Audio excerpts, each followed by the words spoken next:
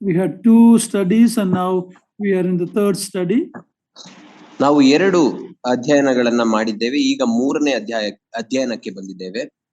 We have come up to chapter 1 verse 19. ನಾವು 1ನೇ ಅಧ್ಯಾಯದ ಆದಿಕಾಂಡ 1ನೇ ಅಧ್ಯಾಯದ 19ನೇ ವಚನದವರೆಗೆ ನಾವು ಬಂದಿದ್ದೇವೆ. We looked at the background of this book and the importance of this book. ಈ ಪುಸ್ತಕದ ಹಿನ್ನೆಲೆಯನ್ನ ಮತ್ತು ಈ ಪುಸ್ತಕದ ಪ್ರಾಮುಖ್ಯತೆಯನ್ನ ನಾವು ನೋಡಿಕೊಂಡೆವು. The very first verse of this book is an amazing statement that speaks so many things to us about our God and his creation. ಈ ಪುಸ್ತಕದ ಮೊದಲನೆಯ ವಚನವೇ ಅದು ಅತ್ಯಂತ ಅದ್ಭುತವಾದಂತಹ ಸತ್ಯಗಳನ್ನ ಒಳಗೊಂಡಂತಹ ವಚನ ಭಾಗವಾಗಿದೆ. ಇದು ದೇವರ ಹೆಸರನ್ನ ಮತ್ತು ಆತನ ಸೃಷ್ಟಿ ಕ್ರಿಯೆಯನ್ನ ನಮಗೆ ತಿಳಿಸುವಂತದ್ದಾಗಿದೆ. And we believe it by faith as we read in Hebrews 11 verse 3. ನಾವು ಇದನ್ನ ಇಲ್ಲಿ ಕೊಟ್ಟಿರುವಂತ ಸೃಷ್ಟಿ ಕಾರ್ಯವನ್ನ ನಾವು ನಂಬಿಕೆಯ ಮೂಲಕ ನಾವು ನಂಬುವವರಾಗಿದ್ದೇವೆ. ಇಬ್ರಿಯರಿಗೆ ಬರೆದ ಪತ್ರಿಕೆ 11ನೇ ಅಧ್ಯಾಯ 3ನೇ ವಚನದ ಪ್ರಕಾರ. Chapter 11:6 in Hebrew says, without faith it is impossible to please God. ಮತ್ತು ಇಬ್ರಿಯರಿಗೆ ಬರೆದ ಪತ್ರಿಕೆ 3ನೇ ಅಧ್ಯಾಯ 11ನೇ ವಚನವು ನಂಬಿಕೆ ಇಲ್ಲದೆ ದೇವರನ್ನ ಮೆಚ್ಚಿಸಲಿಕ್ಕೆ ಸಾಧ್ಯವಿಲ್ಲ ಎಂಬುದಾಗಿ ನಮಗೆ ಹೇಳುತ್ತದೆ. 11:6 chapter 11 verse 6. ಇಬ್ರಿಯರಿಗೆ ಬರೆದ ಪತ್ರಿಕೆ 11ನೇ ಅಧ್ಯಾಯ 6ನೇ ವಚನ. So the alternate for creation account is the theory of evolution and all man's ideas. ಮತ್ತು ಸೃಷ್ಟಿ ಕಾರ್ಯಕ್ಕೆ ತದ್ವಿರುದ್ಧವಾದಂತಹ ಇನ್ನೊಂದು ಸಿದ್ಧಾಂತ ಉಂಟು. ಅದು ಯಾವುದೆಂದರೆ ವಿಕಸನವಾದ. ಅದು ಮಾನವನು ವಿಕಸನವಾದನು ಎಂಬುದಾಗಿ ಅದು ತಿಳಿಸುತ್ತದೆ. They cannot prove it. It also is a kind of faith. They have to believe it by faith. There's no evidence. ಅದಕ್ಕೂ ಸಹ ಯಾವುದೇ ಸಾಕ್ಷಿ ಆಧಾರಗಳು ಪುರಾವೆಗಳು ಇಲ್ಲ. ಅದನ್ನು ನಂಬುವವರು ಸಹ ನಂಬಿಕೆಯಿಂದಲೇ ಅದನ್ನ ನಂಬುತ್ತಾರೆ. So these are all different kind of faith, but we put our faith in the living God and his revelation in the word of God. ಇದೆಲ್ಲವೂ ವಿಧ ವಿಧವಾದಂತಹ ನಂಬಿಕೆಗಳಾಗಿವೆ. ಆದರೆ ನಾವು ನಂಬಿಕೆಯನ್ನು ಇಡುವಂಥದ್ದು ದೇವರ ಮೇಲೆ, ಸತ್ಯವಾದಂತಹ ಸರ್ವಶಕ್ತನಾದ ದೇವರ ಮೇಲೆ ಮತ್ತು ಆತನ ಪ್ರಕಟಣೆಯ ಮೇಲೆ ನಾವು ನಂಬಿಕೆ ಇಡುತ್ತೇವೆ. The world says, show me God, show me, then I will believe. Bible says, believe and you will see the glory of God. ಲೋಕವು ಹೇಳುತ್ತದೆ, ದೇವರನ್ನ ನನಗೆ ತೋರಿಸು, ನೀನು ದೇವರನ್ನ ತೋರಿಸಿದರೆ ನಾನು ನಂಬುತ್ತೇನೆ ಅಂದ್ರೆ ಅನ್ನುತ್ತಾರೆ. ಆದರೆ ಸತ್ಯವೇದವು ನೀನು ನಂಬಿದರೆ ದೇವರನ್ನ ಕಾಣುವೆ ಎಂಬುದಾಗಿ ಹೇಳುತ್ತದೆ. And Romans chapter 1 we read that the creation speaks about the creator. ರೋಮಾಪುರದವರಿಗೆ ಬರೆದ ಪತ್ರಿಕೆ 1ನೇ ಅಧ್ಯಾಯವು ನಾವು ನೋಡುವಾಗ ಆತನ ಸೃಷ್ಟಿ ಕಾರ್ಯಗಳೇ ಸೃಷ್ಟಿಕರ್ತನ ಕುರಿತಾಗಿ ಮಾತನಾಡುತ್ತವೆ ಎಂಬುದಾಗಿ ಹೇಳುತ್ತದೆ. Only a fool will say there is no God. ಕೇವಲ ಮೂರ್ಖನು ಅಥವಾ ಅಜ್ಞಾನಿಯು ಸಹ ಮಾತ್ರ ಹೇಳುತ್ತಾನೆ ಏನಂದ್ರೆ ದೇವರಿಲ್ಲ ಎಂಬುದಾಗಿ. And we looked at the day 1, day 2, day 3, day 4 creation so far. ನಾವು ಇಲ್ಲಿವರೆಗೂ ಒಂದನೆಯ ದಿನ, 2ನೇ ದಿನ, 3ನೇ ದಿನ, 4ನೇ ದಿನದ ಸೃಷ್ಟಿ ಕಾರ್ಯವನ್ನ ನಾವು ನೋಡಿಕೊಂಡಿದ್ದೇವೆ. There are also Christians who believe there's a big gap between verse 1 and 2. ಮತ್ತು ಅನೇಕ ಕ್ರೈಸ್ತರು 1ನೇ ವಚನಕ್ಕೂ 2ನೇ ವಚನಕ್ಕೂ ಅತ್ಯಂತ ದೊಡ್ಡದಾದಂತಹ ಅಂತರವಿದೆ, ಕಾಲಾಂತರವಿದೆ ಎಂಬುದಾಗಿ ಅವರು ಹೇಳುತ್ತಾರೆ. They believe in theistic evolution. That God created but he left it to evolve. ಅವರು ಒಂದು ದೇವರ ಮೇಲಿನ ನಂಬಿಕೆಯ ಮೂಲಕ ವಿಕಸನವಾಯಿತು ಎಂಬ ವಾದವನ್ನ ಮಂಡಿಸುತ್ತಾರೆ. ಅದರ ಅರ್ಥ, ಹೌದು ದೇವರು ಸೃಷ್ಟಿಯನ್ನ ಮಾಡಿದನು, ಅದನ್ನ ಹಾಗೆ ಬಿಟ್ಟನು, ನಂತರ ಈಗಿರುವುದು ಎಲ್ಲವೂ ಉಗಮವಾಯಿತು ಅಥವಾ ವಿಕಸನವಾಯಿತು ಎಂಬುದಾಗಿ ನಂಬುತ್ತಾರೆ.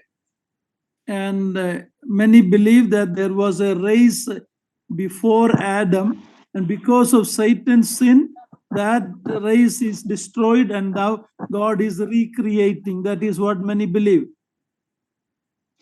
ಇನ್ನು ಕೆಲವರು ಹೇಳುವ ಪ್ರಕಾರ, ಇನ್ನು ಕೆಲವರು ನಂಬುವ ಪ್ರಕಾರ, ಭೂಮಿಯ ಮೇಲೆ ಆದಾಮ ಹವ್ವರಿಗಿಂತ ಮುಂಚೆಯೇ ಒಂದು ಜನಾಂಗವಿತ್ತು, ಮಾನವ ಜನಾಂಗ.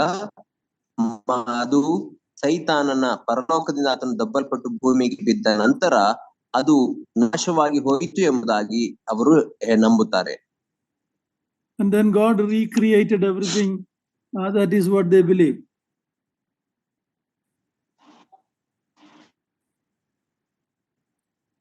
God recreated everything after that. ಮತ್ತು ನಂತರ ದೇವರು ಎಲ್ಲವನ್ನ ಪುನಃ ಸೃಷ್ಟಿಸಿದನು ಎಂಬುದಾಗಿ ಅವರು ನಂಬುತ್ತಾರೆ. The verse 2 that the earth was void and without form and darkness, they think that happened because of Lucifer's fall. ಎರಡನೇ ವಚನದಲ್ಲಿ ನೋಡುವ ಪ್ರಕಾರ ಭೂಮಿಯು ಕ್ರಮವಿಲ್ಲದೆಯೂ ಬರಿದಾಗಿಯೂ ಇತ್ತು, ಆದಿಸಾಗರದ ಮೇಲೆ ಕತ್ತಲಿತ್ತು ಎಂಬುದಾಗಿ ಹೇಳಿರುವ ಈ ವಚನವು ಅದು ಸೈತಾನನ ಅಥವಾ ಲೂಸಿಫರ್ನ ಭೂಮಿಗೆ ಆತನು ಬಿದ್ದು ಹೋದದ್ದರಿಂದ ಅದು ಆಗಿತ್ತು ಎಂಬುದಾಗಿ ನಂಬುತ್ತಾರೆ. But the word of God doesn't give any evidence for that. ಆದರೆ ದೇವರ ವಾಕ್ಯವು ಈ ಒಂದು ನಂಬಿಕೆಗೆ ಯಾವುದೇ ಆಧಾರವನ್ನ ಕೊಡುವುದಿಲ್ಲ. If death was there before Adam, there was a generation, a race, and then they died, then the word of God says that death came through sin, through one man. That one man is Adam, and through sin death came in. If there was death before Adam, then Romans 5:12 is wrong. ಅವರು ನಂಬುವ ಪ್ರಕಾರ ಒಂದು ವೇಳೆ ಆದಾಮನಿಗಿಂತ ಮುಂಚೆಯೇ ಮರಣವಿದ್ದರೆ ಅಥವಾ ಒಂದು ಜನಾಂಗವಿದ್ದು ಆ ಜನಾಂಗವನ್ನ ದೇವರು ನಾಶ ಮಾಡಿ ಎಲ್ಲರೂ ಸತ್ತು ಹೋಗಿರುವುದಾದರೆ, ರೋಮಾಪುರದವರಿಗೆ ಬರೆದ ಪತ್ರಿಕೆ 5ನೇ ಅಧ್ಯಾಯ 10ನೇ ವಚನದಲ್ಲಿ ಪಾಪದ ಮೂಲಕ ಮರಣವು ಪ್ರವೇಶಿಸಿತು ಎಂಬುದಾಗಿ ಹೇಳುವ ವಚನವು ತಪ್ಪಾಗಬೇಕಿತ್ತು, ಅಥವಾ ಆದಾಮನಿಗಿಂತ ಮುಂಚೆಯೇ ಮರಣವಿದ್ದಿರಬೇಕಿತ್ತು. Bible doesn't give any evidence for that. ಆದರೆ ಅದಕ್ಕೆ ಸತ್ಯವೇದದಲ್ಲಿ ಯಾವುದೇ ಆಧಾರಗಳು ನಾವು ನೋಡುವುದಿಲ್ಲ. So we need to understand verse 2 that the darkness that was there, God created it just like the raw material, and God developed it. He created each day and brought form and order to what was without order. ಅಲ್ಲಿ ಕ್ರಮವಿಲ್ಲದೆಯೂ ಬರಿದಾಗಿಯೂ ಇತ್ತು, ಆದಿಸಾಗರದ ಮೇಲೆ ಕತ್ತಲಿತ್ತು ಎಂಬುದಾಗಿ ಹೇಳುವಾಗ ಅದನ್ನು ನಾವು ಹೇಗೆ ಅರ್ಥ ಮಾಡಿಕೊಳ್ಳಬೇಕೆಂದರೆ, ದೇವರು ಎಲ್ಲವನ್ನು ಕ್ರಮವಾಗಿ ಒಂದಾದರ ನಂತರ ಒಂದನ್ನ ಸೃಷ್ಟಿಸಿದನು. ಆ ಕ್ರಮವಿಲ್ಲದನ್ನ ನಂತರ ಆತನು ಕ್ರಮಪಡಿಸಿದ ನಂತರ ದಿನಗಳಲ್ಲಿ ಕತ್ತಲೆ ಆದದ್ದನ್ನ ನಂತರ ಬೆಳಕು ಮಾಡಿದನು ಎಂಬುದಾಗಿ ನಾವು ತಿಳಿದುಕೊಳ್ಳಬೇಕು. That verse 2, the first creation, is a picture of the new birth in a person. We, before coming to the Lord, we were without any purpose. Darkness was our life, and how God brought new life into a sinner when he repent and believe. So verse 2 can be understood that way also. Before the new creation in our life, we were without any purpose, we were without any form, but the Lord brought new life into us. That is the way we can understand. ಎರಡನೇ ವಚನವನ್ನು ನಾವು ಸರಿಯಾಗಿ ಹೇಗೆ ಅರ್ಥ ಮಾಡಿಕೊಳ್ಳಬಹುದು ಎಂದರೆ, ಒಬ್ಬ ಪಾಪಿಯ ಜೀವಿತದಲ್ಲಿ ಆತನು ಯೇಸು ಕ್ರಿಸ್ತನನ್ನು ಅಂಗೀಕರಿಸಿಕೊಳ್ಳುವುದಕ್ಕಿಂತ ಮುಂಚೆ ಆತನ ಜೀವಿತದಲ್ಲಿ ಕ್ರಮವಿರಲಿಲ್ಲ ಮತ್ತು ಆತನ ಜೀವಿತದಲ್ಲಿ ಕತ್ತಲಿತ್ತು. ಆದರೆ ಆತನು ಯೇಸು ಸ್ವಾಮಿಯನ್ನು ಅಂಗೀಕರಿಸಿ ನೂತನ ಸೃಷ್ಟಿಯಾದಾಗ ಆತನಲ್ಲಿ ಕ್ರಮವು ಬಂತು ಮತ್ತು ಆತನಲ್ಲಿ ಬೆಳಕು ಬಂತು. ಈ ರೀತಿ ನಾವು ಎರಡನೇ ವಚನವನ್ನ ಸರಿಯಾಗಿ ಅರ್ಥ ಮಾಡಿಕೊಳ್ಳಬಹುದು. Okay, now without going back into details, we studied day 1. The Lord said, let there be light. ನಾವು ಇಂದಿನ ಎಲ್ಲಾ ವಿವರಗಳಿಗೆ ಹೋಗದೆ ಮುಂದುವರಿಯೋಣ. ಮೊದಲನೇ ದಿನದಲ್ಲಿ ದೇವರು ಬೆಳಕಾಗಲಿ ಎಂಬುದಾಗಿ ಹೇಳಿದನು, ಅಲ್ಲಿ ಬೆಳಕಾಯಿತು. And he divided the light and darkness. ಮತ್ತು ಆತನು ಕತ್ತಲೆಯನ್ನ ಬೆಳಕನ್ನ ಆತನು ಬೇರ್ಪಡಿಸಿದನು ಎಂಬುದಾಗಿ ನೋಡುತ್ತೇವೆ. This is one of the first doctrine after theology of God, that there is separation. God is a God of separation. ದೈವಶಾಸ್ತ್ರದಲ್ಲಿ ನಾವು ಅರ್ಥ ಮಾಡಿಕೊಳ್ಳಬೇಕಾದಂತಹ ಒಂದು ಸರಿಯಾದಂತಹ ತತ್ವ ಅಥವಾ ಸಿದ್ಧಾಂತವು ಇದಾಗಿದೆ. ಅದೇನೆಂದರೆ, ನಮ್ಮ ದೇವರು ಆತನು ಬೇರ್ಪಡಿಸುವಂತಹ ದೇವರಾಗಿದ್ದಾನೆ. And in day 2, he made the firmament above and below. There was water above and water below. ಎರಡನೇ ದಿನದಲ್ಲಿ ನಾವು ನೋಡುವಾಗ ಆತನು ಜಲ ಸಮೂಹಗಳನ್ನ ವಿಸ್ತಾರವಾದ ಗುಮ್ಮಟಗಳನ್ನ ಮಾಡಿದನು, ಮೇಲಣ ನೀರು ಮತ್ತು ಕೆಳಗಣ ನೀರುಗಳಿದ್ದವು ಎಂಬುದಾಗಿ ನಾವು ನೋಡುತ್ತೇವೆ ಎರಡನೇ ದಿನದಲ್ಲಿ. Later when we read about the flood, we see how the water from above came down for that flood. ಮತ್ತು ನಂತರ ನೋಹನ ಕಾಲದಲ್ಲಿ ಜಲಪ್ರಳಯವಾದಾಗ ಆ ಮೇಲಣ ನೀರು ಹೇಗೆ ಭೂಮಿಯ ಮೇಲೆ ಬಂತು ಎಂಬುದನ್ನು ನಾವು ಅಲ್ಲಿ ತಿಳಿದುಕೊಳ್ಳುತ್ತೇವೆ. And day 3 we see the dry land and the plant life, earth and sea. ಮತ್ತು ಮೂರನೇ ದಿನದಲ್ಲಿ ನಾವು ನೋಡುವಾಗ ಆತನು ಒಣನೆಲವನ್ನ ಸಮುದ್ರವನ್ನ ಉಂಟು ಮಾಡಿದನು ಎಂಬುದಾಗಿ ನಾವು ನೋಡುತ್ತೇವೆ. And God was preparing everything for man. ಮತ್ತು ದೇವರು ಭೂಮಿಯನ್ನ ಮನುಷ್ಯನಿಗಾಗಿ ಸಿದ್ಧ ಮಾಡುತ್ತಿದ್ದಾನೆ ಎಂಬುದಾಗಿ ನಾವು ನೋಡುತ್ತೇವೆ. We see the plant life. ಅಲ್ಲಿ ನಾವು ಮೂರನೇ ದಿನದಲ್ಲಿ ಗಿಡಗಳು ಬೆಳೆಯುವುದನ್ನು ಸಹ ನಾವು ನೋಡುತ್ತೇವೆ. In day 4 we see the sun, moon and stars. ಮತ್ತು ನಾಲ್ಕನೇ ದಿನದಲ್ಲಿ ದೇವರು ಸೂರ್ಯನನ್ನ, ಚಂದ್ರನನ್ನ ಮತ್ತು ನಕ್ಷತ್ರಗಳನ್ನ ಉಂಟು ಮಾಡಿದನು. Why sun is made or revealed in day 4? Because before sun came there was light. ನಾವು ಯಾಕೆ ದೇವರು ನಾಲ್ಕನೆಯ ದಿನದಲ್ಲಿ ಸೂರ್ಯನನ್ನ ಉಂಟು ಮಾಡಿದನು ಎಂಬುದಾಗಿ ನಾವು ನೋಡುವಾಗ, ಸೂರ್ಯನು ಉಂಟಾಗುವುದಕ್ಕಿಂತ ಮುಂಚೆಯೇ ದೇವರು ಭೂಮಿಯ ಮೇಲೆ ಬೆಳಕನ್ನ ಕೊಟ್ಟಿದ್ದನು. And Revelation 21 and 22 says, one day the sun will not be anymore. Then also light will be there. God is the light.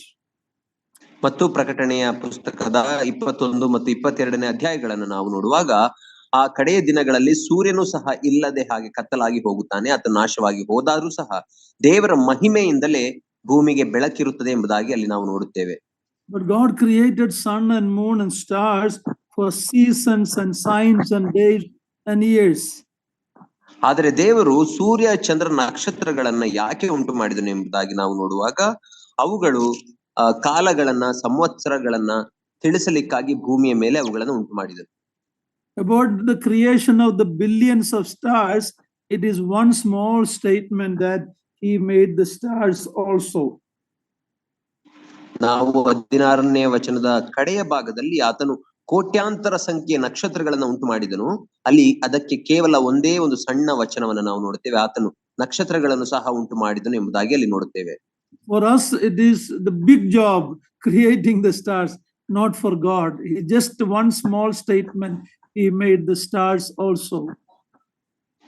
ನಮಗೆ ಅದು ಕೋಟ್ಯಾಂತರ ನಕ್ಷತ್ರಗಳನ್ನ ಉಂಟು ಮಾಡುವಂಥದ್ದು ಅದು ಅಸಾಧ್ಯವಾದ ಕೆಲಸ, ಅಥವಾ ಕಷ್ಟಕರವಾದ ಕೆಲಸ. ಆದರೆ ದೇವರಿಗೆ ಅದು ಸುಲಭವಾದ ಕೆಲಸ. ಮತ್ತು ಕೇವಲ ಅದಕ್ಕಾಗಿ ಒಂದೇ ವಚನವನ್ನ ಅಲ್ಲಿ ನಾವು ನೋಡುತ್ತೇವೆ, ಅರ್ಧ ವಚನವನ್ನ, ಆತನ ನಕ್ಷತ್ರಗಳನ್ನು ಸಹ ಉಂಟು ಮಾಡಿದನು. Man today is more interested in searching the stars, but God is more interested in man on the earth. ನಾವು ನೋಡುವಾಗ ಭೂಮಿಯ ಮೇಲಿರುವ ಮನುಷ್ಯನು ಆಕಾಶದಲ್ಲಿರುವಂತಹ ನಕ್ಷತ್ರಗಳನ್ನ ಬಗ್ಗೆ ತಿಳಿದುಕೊಳ್ಳಲಿಕ್ಕಾಗಿ ಅದರ ಬಗ್ಗೆ ಸಂಶೋಧನೆಯನ್ನ ಮಾಡುತ್ತಾನೆ. ಆದರೆ ದೇವರು ಭೂಮಿ ಮೇಲಿರುವಂತಹ ಮನುಷ್ಯನನ್ನೇ ತಿಳುಕೊಳ್ಳಬೇಕು ಎಂಬುದಾಗಿ ಆತನು ಬಯಸುತ್ತಾನೆ. This planet Earth is where the Son of God came and incarnated, and he did his work on this earth. In God's plan, earth is given to mankind. ಈ ಒಂದು ದೇವರು ಸೃಷ್ಟಿಸಿದ ಭೂಮಿಯ ಮೇಲೆಯೇ ಮನುಷ್ಯ ಕುಮಾರನು ಆತನ ನರಾವತಾರವೆತ್ತಿ ಬಂದನು ಎಂಬುದಾಗಿ ನಾವು ನೋಡುತ್ತೇವೆ. ಮತ್ತು ದೇವರು ಎಲ್ಲಾ ಗ್ರಹಗಳಲ್ಲಿಯೂ ಭೂಮಿಯನ್ನ ತನ್ನ ಕಾರ್ಯಗಳನ್ನ ನಡೆಸಲಿಕ್ಕಾಗಿ ಆರಿಸಿಕೊಂಡಿದ್ದಾನೆ. And we see that God divided the light from the darkness. ಮತ್ತು ಅಲ್ಲಿ ನಾವು ನೋಡುತ್ತೇವೆ ದೇವರು ಬೆಳಕನ್ನ ಕತ್ತಲೆಯಿಂದ ಬೇರ್ಪಡಿಸಿದನು ಎಂಬುದಾಗಿ ನಾವು ನೋಡುತ್ತೇವೆ. And then we see day 5. Let's look at day 5. We will read verse 20, verse 20 to 24. Let's read that. ನಾವು ಈಗ 5ನೇ ದಿನದ ಸೃಷ್ಟಿ ಕಾರ್ಯವನ್ನು ನಾವು ನೋಡಿಕೊಳ್ಳೋಣ. 20ನೇ ವಚನದಿಂದ 23ನೇ ವಚನದವರೆಗೆ ದಯಮಾಡಿ ಯಾರಾದ್ರೂ ಓದಿರಿ. ತರುವಾಯ ದೇವರು ಗುಂಪು ಗುಂಪಾಗಿ ಚಲಿಸುವ ಜಲಜಂತುಗಳು ನೀರಿನಲ್ಲಿ ತುಂಬಿಕೊಳ್ಳಲಿ, ಪಕ್ಷಿಗಳು ಭೂಮಿ ಮೇಲೆ ಅಂತರಿಕ್ಷದೊಳಗೆ ಹಾರಾಡಲಿ ಎಂದು ಹೇಳಿದನು. ಹೀಗೆ ದೇವರು ಮಹಾ ಜಲಚರಗಳನ್ನು, ನೀರಿನಲ್ಲಿ ತುಂಬಿರುವ ಸಕಲ ವಿಧವಾದ ಜೀವಿಗಳನ್ನು, ರೆಕ್ಕೆಗಳುಳ್ಳ ಸಕಲ ವಿಧವಾದ ಪಕ್ಷಿಗಳನ್ನು ಅವುಗಳ ಜಾತಿಗನುಸಾರವಾಗಿ ಉಂಟು ಮಾಡಿದನು. ಆತನು ಅದನ್ನು ಒಳ್ಳೆಯದೆಂದು ನೋಡಿದನು. ಇದಲ್ಲದೆ ದೇವರು ಅವುಗಳಿಗೆ, ನೀವು ಅಭಿವೃದ್ಧಿಯಾಗಿ ಹೆಚ್ಚಿರಿ, ಜಲಚರಗಳು ಸಮುದ್ರದ ನೀರಿನಲ್ಲಿ ತುಂಬಿಕೊಳ್ಳಲಿ, ಪಕ್ಷಿಗಳು ಭೂಮಿಯ ಮೇಲೆ ಹೆಚ್ಚಲಿ ಎಂದು ಹೇಳಿ ಆಶೀರ್ವದಿಸಿದನು. ಹೀಗೆ ಸಾಯಂಕಾಲವೂ ಪ್ರಾತಃ ಕಾಲವೂ ಆಗಿ 5ನೇ ದಿನವಾಯಿತು. Now here we see that the key phrase again, God made everything after its own kind. ಇಲ್ಲಿ ನಾವು ಮತ್ತೆ ಮುಖ್ಯವಾದಂತಹ ಒಂದು ವಚನ ಭಾಗವನ್ನು ನಾವು ನೋಡುತ್ತೇವೆ. ಅದೇನೆಂದರೆ, ದೇವರು ಎಲ್ಲವನ್ನು ಅವುಗಳ ಜಾತಿಗನುಸಾರವಾಗಿ ಉಂಟು ಮಾಡಿದನು. He filled the seas and the sky with the sea creatures and the flying and birds in the sky. ಆತನು ಸಮುದ್ರವನ್ನ ಚಲಿಸುವಂತಹ ಅಥವಾ ನೀರಿನಲ್ಲಿರುವಂತಹ ಜಲಚರಗಳಿಂದ ತುಂಬಿಸಿದನು ಮತ್ತು ಆಕಾಶವನ್ನ ಪಕ್ಷಿಗಳಿಂದ, ಹಾರಾಡುವ ಪಕ್ಷಿಗಳಿಂದ ತುಂಬಿಸಿದನು ಎಂಬುದಾಗಿ ನಾವು ನೋಡ್ತೇವೆ. Everything after its own kind. ಪ್ರತಿಯೊಂದನ್ನು ಅದರ ಜಾತಿಗನುಸಾರವಾಗಿ ಉಂಟು ಮಾಡಿದನು.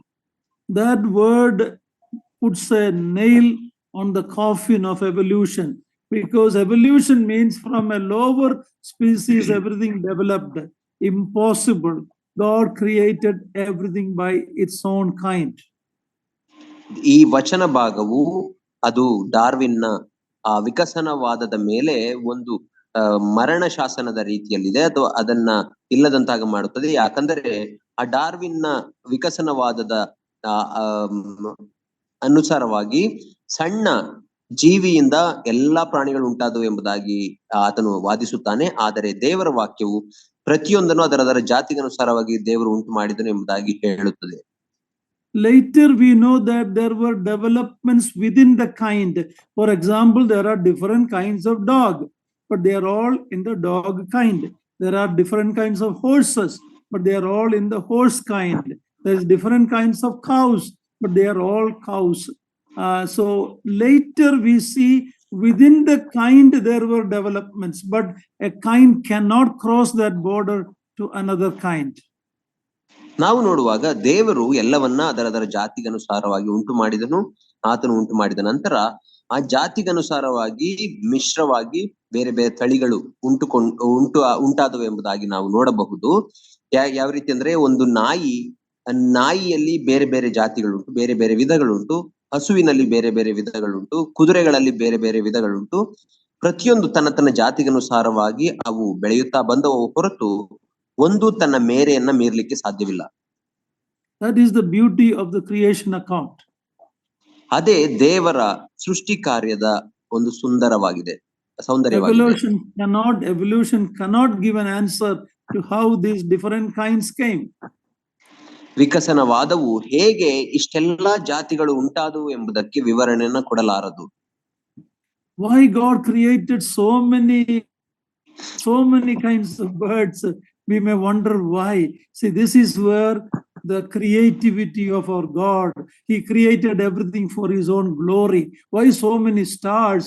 It all shows the awesomeness of our God, who is the creator of everything. ನಾವು ಯಾಕೆ ದೇವರು ಇಷ್ಟೊಂದು ಜಾತಿಗಳನ್ನ, ಇಷ್ಟೊಂದು ವಿಧವಾದಂತಹ ಜಾತಿಗಳನ್ನ ಉಂಟು ಮಾಡಬೇಕಾಯಿತು ಎಂಬುದಾಗಿ ನಮಗೆ ಆಶ್ಚರ್ಯವಾಗಬಹುದು. ಆದರೆ ಇದರಲ್ಲಿ ನಾವು ಕಂಡುಕೊಳ್ಳಬಹುದಾದಂಥದ್ದು ಏನೆಂದರೆ, ದೇವರ ಕ್ರಿಯಾತ್ಮಕ ಶೀಲತೆಯನ್ನ ನಾವು ನೋಡಬಹುದು. ಆತನು ಎಲ್ಲವನ್ನ ತನ್ನ ಮಹಿಮೆಗಾಗಿ ಉಂಟು ಮಾಡಿದನು. ನಕ್ಷತ್ರಗಳನ್ನು ಸಹ ಬೇರೆ ಬೇರೆ ವಿಧಗಳಲ್ಲಿ ಉಂಟು ಮಾಡಿದನು. ಎಲ್ಲವನ್ನ ತನ್ನ ಮಹಿಮೆಗಾಗಿ ಉಂಟು ಮಾಡಿದ್ದಾನೆ. It's all for his glory. ಅದೆಲ್ಲವೂ ಆತನ ಮಹಿಮೆಗಾಗಿಯೇ ಉಂಟು ಮಾಡಲ್ಪಟ್ಟಿದೆ. Let's read what day 6 verse 24 and 25. 24 ಮತ್ತು 25ನೇ ವಚನವನ್ನ ನಾವು ನೋಡಿಕೊಳ್ಳೋಣ. 6ನೇ ದಿನದ ಸೃಷ್ಟಿ ಕಾರ್ಯ. ಮತ್ತು ದೇವರು ಭೂಮಿಯಿಂದ ಜೀವ ಜಂತುಗಳು ಉಂಟಾಗಲಿ, ಪಶು ಕ್ರಿಮಿಗಳು, ಕಾಡು ಮೃಗಗಳು ತಮ್ಮ ತಮ್ಮ ಜಾತಿಗನುಸಾರವಾಗಿ ಹುಟ್ಟಲಿ ಎಂದನು. ಹಾಗೆಯೇ ಆಯಿತು. ದೇವರು ಕಾಡು ಮೃಗಗಳನ್ನು, ಪಶುಗಳನ್ನು, ನೆಲದ ಮೇಲೆ ಹರಿದಾಡುವ ಕ್ರಿಮಿ ಕೀಟಗಳನ್ನು ಅವುಗಳ ಜಾತಿಗನುಸಾರ ಉಂಟು ಮಾಡಿದನು. ಆತನು ಅದನ್ನು ಒಳ್ಳೆಯದೆಂದು ನೋಡಿದನು. Here we see the creation of the animals on earth. ಇಲ್ಲಿ ನಾವು ಭೂಮಿಯ ಮೇಲೆ ದೇವರು ಪ್ರಾಣಿಗಳನ್ನ ಉಂಟು ಮಾಡುವ ಕಾರ್ಯವನ್ನ ನೋಡುತ್ತೇವೆ. Again, everything after its kind.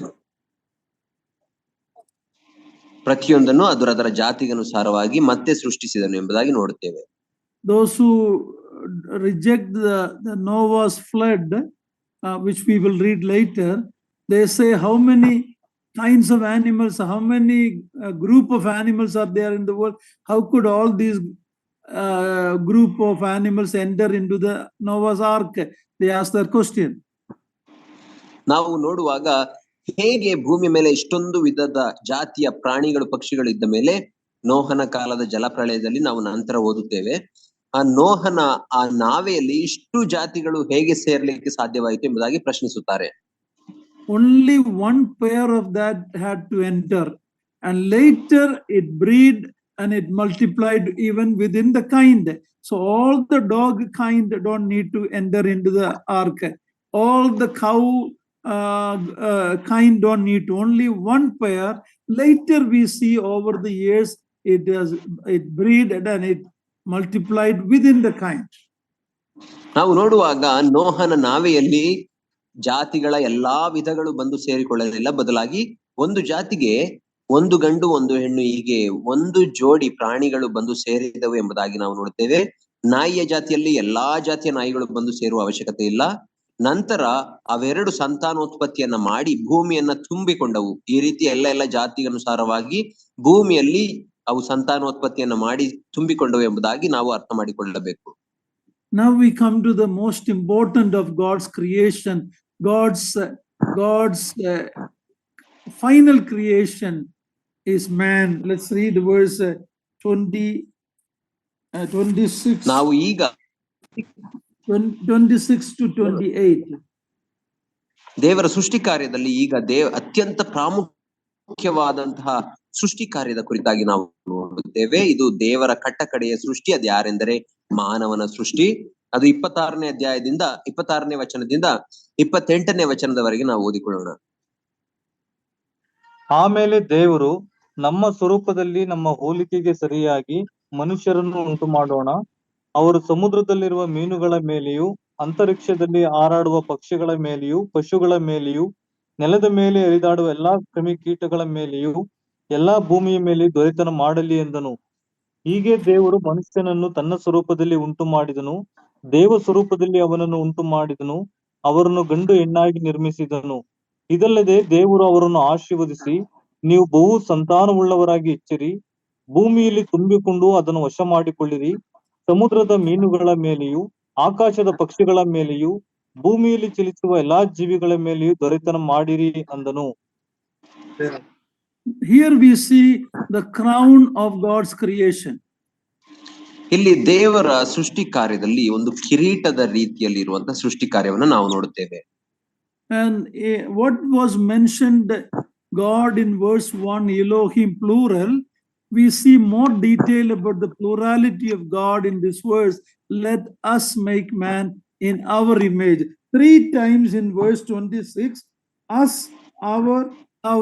So we see that plurality, even though it doesn't clearly say Trinity, we see the plurality of God in this verse, same like the word Elohim in verse 1. ನಾವು 1ನೇ ಅಧ್ಯಾಯದ 1ನೇ ವಚನದಲ್ಲಿ ನಾವು ನೋಡುವ ರೀತಿಯಲ್ಲಿ ದೇವರ ನಾಮಧೇಯ ಅಥವಾ ದೇವರ ಹೆಸರಾದಂತಹ ಎಲೋಹಿಮ್ ಎಂಬುದಾಗಿ ಹೇಳುವಾಗ ಅದು ಬಹುವಚನದಲ್ಲಿ ಉಪಯೋಗಿಸಲ್ಪಟ್ಟಂತಹ ಮಾತಾಗಿದೆ. ಅದೇ ರೀತಿಯಲ್ಲಿ 26ನೇ ವಚನಕ್ಕೆ ಬರುವಾಗ ಸುಮಾರು 3 ಬಾರಿ ನಾವು ನೋಡುವಾಗ ನಮ್ಮ ಹೋಲಿಕೆಗೆ ಸರಿಯಾಗಿ ಮತ್ತು ನಮ್ಮ ರೀತಿಯಲ್ಲಿ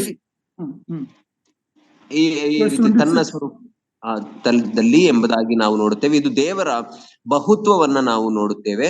ಅದು ದೇವರ ತ್ರಯೇಕತ್ವವನ್ನ ಇಲ್ಲಿ ನಾವು ಸರಿಯಾಗಿ ಸ್ಪಷ್ಟವಾಗಿ ಕಾಣದೆ ಹೋದರೂ ದೇವರ ಬಹುತ್ವವನ್ನು ನಾವು ಇಲ್ಲಿ ನೋಡಬಹುದಾಗಿದೆ. How was man created? ಮನುಷ್ಯನನ್ನ ದೇವರು ಹೇಗೆ ಸೃಷ್ಟಿಸಿದನು? In a unique way. ಆತನನ್ನ ವಿಶಿಷ್ಟ ರೀತಿಯಲ್ಲಿ ಸೃಷ್ಟಿಸಿದನು. The details of that we will see in chapter 2. 2ನೇ ಅಧ್ಯಾಯದಲ್ಲಿ ಅದರ ವಿವರಣೆಯನ್ನು ನಾವು ನೋಡುತ್ತೇವೆ. Only about one creation God gave more details, that is about man. ಕೇವಲ ಒಂದು ಸೃಷ್ಟಿಯ ಕುರಿತಾಗಿ ದೇವರು ವಿವರಣೆಯನ್ನ ಕೊಟ್ಟಿದ್ದಾನೆ. ಅದು ಯಾರೆಂದರೆ ಮನುಷ್ಯನ ಸೃಷ್ಟಿಯ ಕುರಿತಾಗಿ ವಿವರಣೆಯನ್ನ ದೇವರು ಕೊಟ್ಟಿದ್ದಾನೆ. ಹೆಚ್ಚಾದ ವಿವರಣೆಯನ್ನು, more details. Why? Because everything was made for this man. ಯಾಕೆ ಅಂದರೆ ಎಲ್ಲವನ್ನ ದೇವರು ಈ ಮಾನವನಿಗಾಗಿಯೇ ಸೃಷ್ಟಿಸಿರುವಂತದ್ದು. In the image of God, that is a great statement. So we know that we need to know where we came from. ದೇವ ಸ್ವರೂಪದಲ್ಲಿ ಅವನನ್ನ ಉಂಟು ಮಾಡಿದನು ಎಂಬುದಾಗಿ ನಾವು ನೋಡುವಾಗ ಅದರ ಅರ್ಥ ನಾವು ಎಲ್ಲಿಂದ ಬಂದಿದ್ದೇವೆ ಎಂಬುದನ್ನು ನಾವು ಅರ್ಥ ಮಾಡಿಕೊಳ್ಳಬೇಕು. Man is trying to figure out where we came from.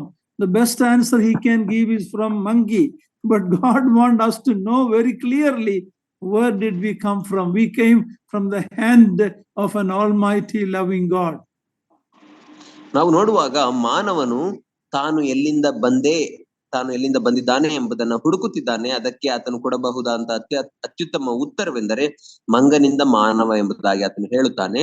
ಆದರೆ ದೇವರ ವಚನದಲ್ಲಿ ನಾವು ಅರ್ಥ ಮಾಡಿಕೊಳ್ಳುವಾಗ ದೇವರು ಅದಕ್ಕಿಂತ ಅತ್ಯುತ್ತಮವಾದಂತಹ ಉತ್ತರವನ್ನು ಕೊಡುತ್ತಾನೆ. ಏನೆಂದರೆ ನಾವು ದೇವರಿಂದಲೇ ಬಂದಿದ್ದೇವೆ.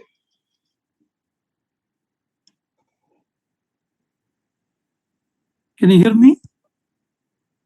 Yes, Yeah, man is also a three-part. We have a physical, mental, and spiritual part. ಮನುಷ್ಯನನ್ನು ಸಹ ನಾವು ನೋಡುವಾಗ ಆತನಲ್ಲಿಯೂ ಸಹ ಮೂರು ಭಾಗ ಉಂಟು. ಭೌತಿಕ ಭಾಗ ಅಥವಾ ದೈಹಿಕವಾದಂತಹ ಭಾಗ, ಎರಡನೆಯದು ಮಾನಸಿಕ, ಮೂರನೆಯದು ಆತ್ಮಿಕ ಭಾಗ. 1 Thessalonians 5:23, Paul writes about a spirit, soul, and body. 1 Thessalonica 5:23ರಲ್ಲಿ ಪೌಲನು ಥೆಸಲೋನಿಕದವರಿಗೆ ಬರೆಯುವಾಗ ಅಲ್ಲಿ ಆತನು ಆತ್ಮ, ಪ್ರಾಣ, ಶರೀರ ಎಂಬುದಾಗಿ ತಿಳಿಸುತ್ತಾನೆ. So when in Bible explains this image of God or man's makeup in different ways. ಆದ್ದರಿಂದ ದೇವರ ವಾಕ್ಯವು ಈ ಮಾನವನ ಉತ್ಪತ್ತಿ ಅಥವಾ ಮಾನವನು ಯಾವುದರಿಂದ ಮಾಡಲ್ಪಟ್ಟಿದ್ದಾನೆ ಎಂಬುದನ್ನ ವಿಧ ವಿಧ ರೀತಿಯಲ್ಲಿ ವಿವರಿಸುತ್ತದೆ. Some places we read about the spirit, soul, and body. ಕೆಲವು ಸ್ಥಳಗಳಲ್ಲಿ ನಾವು ಆತ್ಮ, ಪ್ರಾಣ, ಶರೀರ ಎಂಬುದಾಗಿ ನೋಡುತ್ತೇವೆ. Like in 1 Thessalonians 5:23. ನಾವು 1 ಥೆಸಲೋನಿಕ 5:23ರಲ್ಲಿ ನೋಡಿಕೊಂಡ ರೀತಿಯಲ್ಲಿ sometimes a man is told as two part, inner man, outer man. ಇನ್ನು ಕೆಲವು ಕಡೆಗಳಲ್ಲಿ ಮನುಷ್ಯನನ್ನ ಎರಡು ವಿಧದಲ್ಲಿ ತಿಳಿಸಲಾಗಿದೆ, ಆಂತರಿಕ ಮನುಷ್ಯ, ಬಾಹ್ಯ ಮನುಷ್ಯ ಎಂಬುದಾಗಿ. Yeah, but when we say that God created man in his image, it has no thought of physical likeness. ಇಲ್ಲಿ ನಾವು ನೋಡುವಾಗ ದೇವ ಸ್ವರೂಪದಲ್ಲಿ ಮನುಷ್ಯನನ್ನು ಉಂಟು ಮಾಡಿದನು ಎಂಬುದಾಗಿ ಹೇಳುವಾಗ ಅದರ ಅರ್ಥವೇನೆಂದರೆ ಅದು ದೈಹಿಕವಾದಂತಹ ರೂಪದಲ್ಲಿ ಅಲ್ಲ. That God looks like me, that is not the answer. It is not physical likeness, but something else. ಅದರ ಅರ್ಥ ದೇವರು ನನ್ನ ಹಾಗೆ ಕಾಣುತ್ತಾನೆ ಎಂಬುದಾಗಿ ಅಲ್ಲ, ಅದು ದೈಹಿಕವಾದಂತಹ ಸ್ವರೂಪವಲ್ಲ, ಅದಕ್ಕಿಂತ ಮಿಗಿಲಾದದ್ದು. Only Jesus Christ in his incarnation became like us. ಯೇಸು ಕ್ರಿಸ್ತನು ತನ್ನ ನರಾವತಾರ ಎತ್ತಿ ಬರುವಾಗ ಮಾತ್ರ ಆತನು ಮನುಷ್ಯರ ಅಥವಾ ನಮ್ಮ ರೀತಿಯಲ್ಲಿ ಆದನು. Otherwise we read that God is a spirit in John chapter 4. ಅದನ್ನ ಬಿಟ್ಟರೆ ಯೋಹನ್ನ ಸುವಾರ್ತೆ 4ನೇ ಅಧ್ಯಾಯದಲ್ಲಿ ನಾವು ನೋಡಿಕೊಳ್ಳುವ ಪ್ರಕಾರ ದೇವರು ಆತ್ಮ ಸ್ವರೂಪನಾಗಿದ್ದಾನೆ. So it has when we see that God created man in his image, it has nothing to do with physical likeness. ಆದ್ದರಿಂದ ದೇವ ಸ್ವರೂಪದಲ್ಲಿ ಅವನನ್ನ ಉಂಟು ಮಾಡಿದನು ಎಂಬುದಾಗಿ ನಾವು ನೋಡುವಾಗ ಅದರ ಅರ್ಥ ದೈಹಿಕ ರೀತಿಯಲ್ಲಿ ನಾವು ದೇವ ಸ್ವರೂಪದಲ್ಲಿ ದೈಹಿಕವಾಗಿ ನಾವು ಉಂಟು ಮಾಡಲ್ಪಟ್ಟಿಲ್ಲ. Man is a personality, ವ್ಯಕ್ತಿತ್ವ. Man has personality. ಮನುಷ್ಯನನ್ನ ನೋಡುವಾಗ ಆತನಿಗೆ ಒಂದು ವ್ಯಕ್ತಿತ್ವ ಉಂಟು. We have a body where we recognize and identify one another. ನಮಗೆ ದೇಹ ಉಂಟು, ಆ ದೇಹದ ಮೂಲಕ ಒಬ್ಬರನ್ನೊಬ್ಬರು ನಾವು ಗುರುತಿಸುತ್ತೇವೆ. We have a soul, prana, where we have emotions, thought, all that in the soul area. ನಾವು ನೋಡುವಾಗ ಮನುಷ್ಯನಿಗೆ ಪ್ರಾಣ ಉಂಟು, ಆ ಪ್ರಾಣ ಆತನ ಆಲೋಚನೆ, ಯೋಚನೆ ಇವುಗಳನ್ನ ನಾವು ನೋಡುತ್ತೇವೆ. Spirit is where we relate to God who is spirit. ಆತ್ಮ ಎಂಬುದಾಗಿ ಹೇಳುವಾಗ ನಮ್ಮ ಆತ್ಮಗಳು ದೇವರ ಆತ್ಮದೊಟ್ಟಿಗೆ ನಾವು ಹೊಂದಾಣಿಕೆಯನ್ನು ಅಥವಾ ಸಂಬಂಧವನ್ನು ಹೊಂದುತ್ತೇವೆ. Another way to say is in the image of God there is intellect, emotion and will.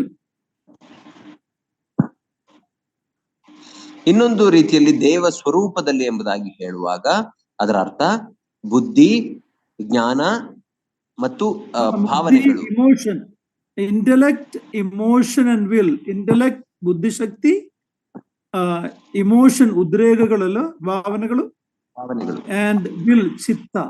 This God has and we also have. ನಾವು ನೋಡುವಾಗ ಮನುಷ್ಯನಿಗೆ ಈ ಮೂರು ವಿಧಗಳುಂಟು.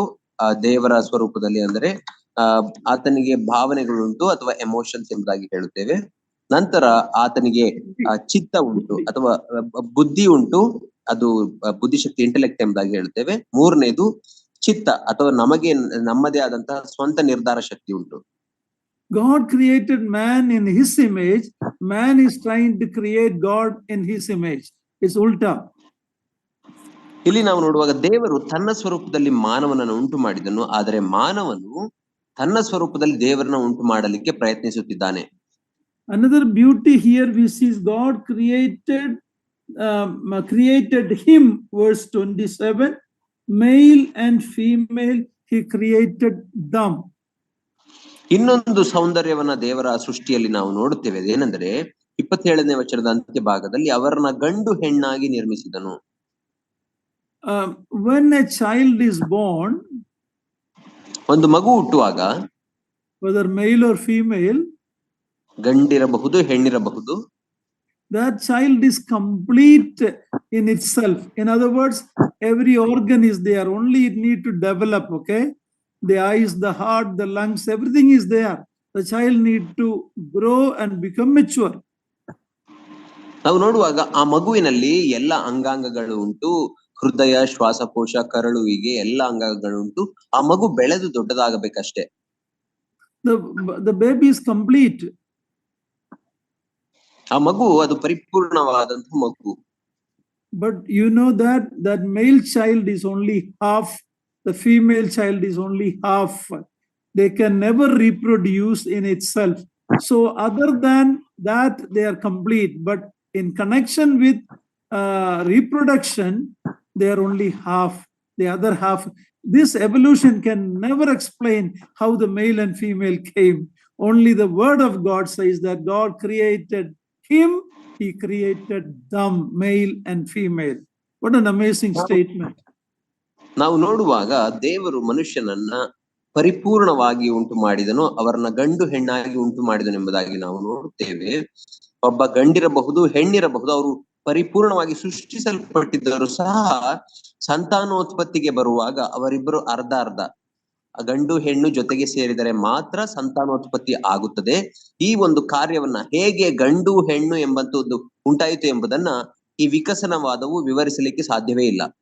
Only the revelation of the word of God gives us the beautiful picture of God's creation in Adam, that Eve was included in Adam, male and female, the beauty of God's creation. ದೇವರ ವಾಕ್ಯವು ಮಾತ್ರ ಈ ಒಂದು ಗಂಡು ಹೆಣ್ಣು ಎಂಬಂತಹ ಈ ಲಿಂಗಗಳು ಹೇಗೆ ಉಂಟಾದವು ಎಂಬುದನ್ನ ನಮಗೆ ಸ್ಪಷ್ಟವಾಗಿ ತಿಳಿಸುತ್ತದೆ. ದೇವ ಸ್ವರೂಪದಲ್ಲಿ ಅವರನ್ನು ಉಂಟು ಮಾಡಿದನು, ಅವರನ್ನ ಗಂಡು ಹೆಣ್ಣಾಗಿ ನಿರ್ಮಿಸಿದನು. Whether you are a man or a woman, whether you are male or female, thank God for the beauty of your creation. Don't think that, oh, why I am not a male or why I am not a female. God created you that way. There's beauty in that complement of male and female. ದೇವರು ನಿನ್ನನ್ನ ಗಂಡಾಗಿ ಸೃಷ್ಟಿಸಿರುವುದಕ್ಕಾಗಿ, ಹೆಣ್ಣಾಗಿ ಸೃಷ್ಟಿಸಿರುವುದಕ್ಕಾಗಿ ದೇವರಿಗೆ ಸ್ತೋತ್ರ ಸಲ್ಲಿಸು, ವಂದನೆ ಹೇಳು. ನಾನು ಯಾಕೆ ಗಂಡಾಗಿದ್ದೇನೆ, ನಾನು ಯಾಕೆ ಹೆಣ್ಣಾಗಿದ್ದೇನೆ ಎಂಬುದಾಗಿ ಪ್ರಶ್ನಿಸಬೇಡ. ಬದಲಾಗಿ ನೀನು ಗಂಡು ಹೆಣ್ಣಾಗಿರುವುದಕ್ಕಾಗಿ ದೇವರಿಗೆ ಸ್ತೋತ್ರ ಸಲ್ಲಿಸು. When we come to chapter 2, we see more details about man's creation. 2ನೇ ಅಧ್ಯಾಯಕ್ಕೆ ಬರುವಾಗ ಮಾನವನ ಸೃಷ್ಟಿಯ ಕುರಿತಾದ ಹೆಚ್ಚು ವಿವರಣೆಯನ್ನು ಅಲ್ಲಿ ನೋಡುತ್ತೇವೆ. About the universe, he offers not much explanation against other than God created the heavens and the earth.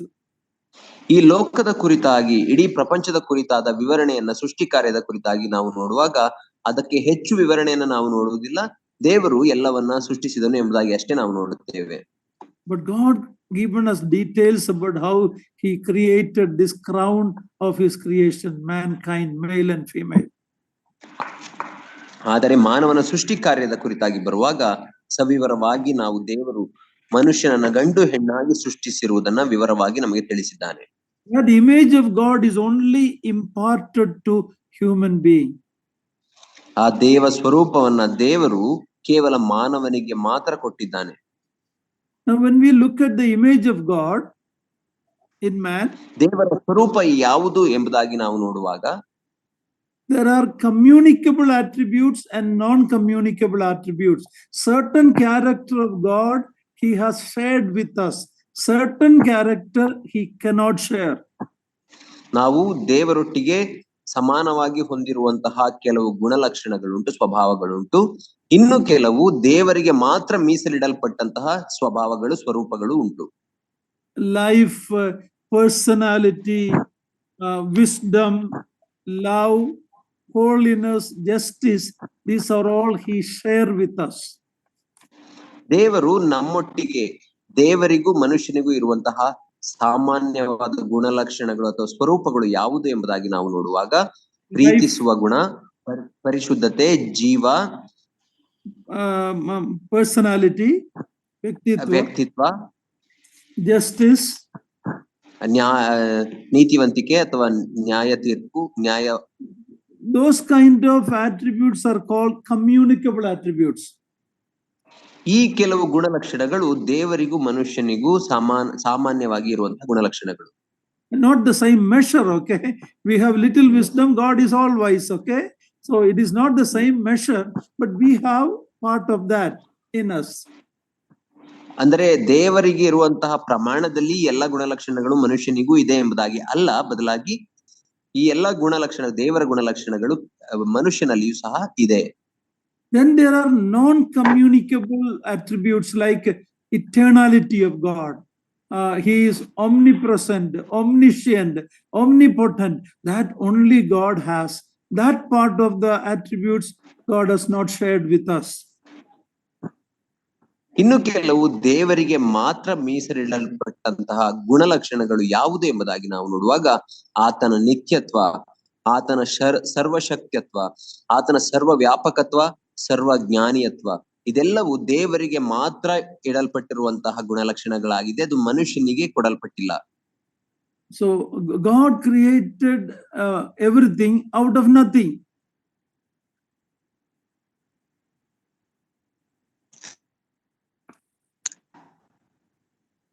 Ex nihilo, he created out of nothing.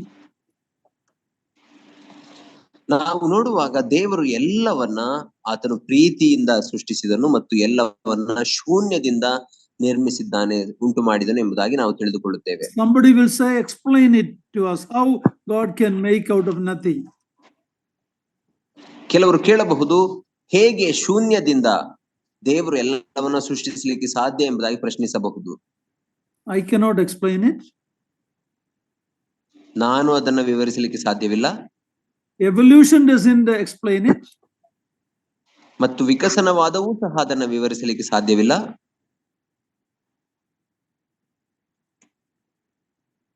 I believe it because God has revealed it to us.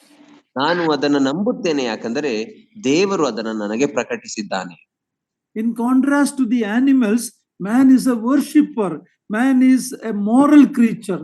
This is only there for mankind. ಕೇವಲ ಮಾನವನಿಗೆ ಮಾತ್ರ, ಪ್ರಾಣಿಗಳಿಗೆ ಹೋಲಿಸುವುದಾದರೆ ಮಾನವನು ಮಾತ್ರ ದೇವರನ್ನ ಸೃಷ್ಟಿಸುತ್ತಾನೆ, ಮಾನವನಿಗೆ ಮಾತ್ರ ಆ ಒಂದು ನೈತಿಕತೆ ಉಂಟು. He is a worshipper. ಆತನು ದೇವರನ್ನ ಆರಾಧಿಸುತ್ತಾನೆ. Verse 28 says that God blessed them. He gave to this creation something unusual. Be fruitful and multiply and replenish the earth. 28ನೇ ವಚನಕ್ಕೆ ಬರುವಾಗ, ಇದಲ್ಲದೆ ದೇವರು ಅವರನ್ನು ಆಶೀರ್ವದಿಸಿ, ನೀವು ಬಹು ಸಂತಾನ ಉಳ್ಳವರಾಗಿ ಹೆಚ್ಚಿರಿ, ಭೂಮಿಯಲ್ಲಿ ತುಂಬಿಕೊಂಡು ಅದನ್ನು ವಶ ಮಾಡಿಕೊಳ್ಳಿರಿ ಎಂಬುದಾಗಿ ಹೇಳಿದನು. ಇದು ಕೇವಲ ಮನುಷ್ಯನಿಗೆ ಮಾಡಲ್ಪಟ್ಟಿರುವಂತಹ ಆಶೀರ್ವಾದ, ಬೇರೆ ಯಾವ ಜೀವಿಗಳಿಗೂ ಮಾಡಿಲ್ಲ. To animals also he said, he blessed and multiplied. ಆ ಪ್ರಾಣಿಗಳಿಗೂ ಸಹ ಭೂಮಿಯಲ್ಲಿ ತುಂಬಿಕೊಂಡು ಹೆಚ್ಚಿರಿ ಎಂಬುದಾಗಿ ಆಶೀರ್ವದಿಸಿದನು. But man's blessing is unique. ಆದರೆ ಮಾನವನಿಗೆ ಮಾಡಿದಂತ ಆಶೀರ್ವಾದ ಅದು ವಿಶೇಷವಾದಂತ ಆಶೀರ್ವಾದ. And there was no family planning like our government says, we 2 hours 2, we 2 hours 1, later we 2 hours, none.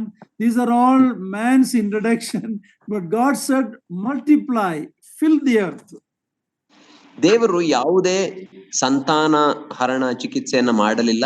ನಮ್ಮ ಸರ್ಕಾರಗಳು ಹೇಳುವ ರೀತಿಯಲ್ಲಿ ನಾವಿಬ್ಬರು ನಮಗೆ ಒಂದೇ ಮಗು ಸಾಕು, ನಾವಿಬ್ಬರು ನಮಗೇನು ಬೇಡ ಎಂಬುದಾಗಿ ಮುಂದೆ ಬಂದರೂ ಬರಬಹುದು. ಆದರೆ ದೇವರು ಆ ರೀತಿ ಹೇಳಲಿಲ್ಲ. See, God is able to provide for every person on the earth.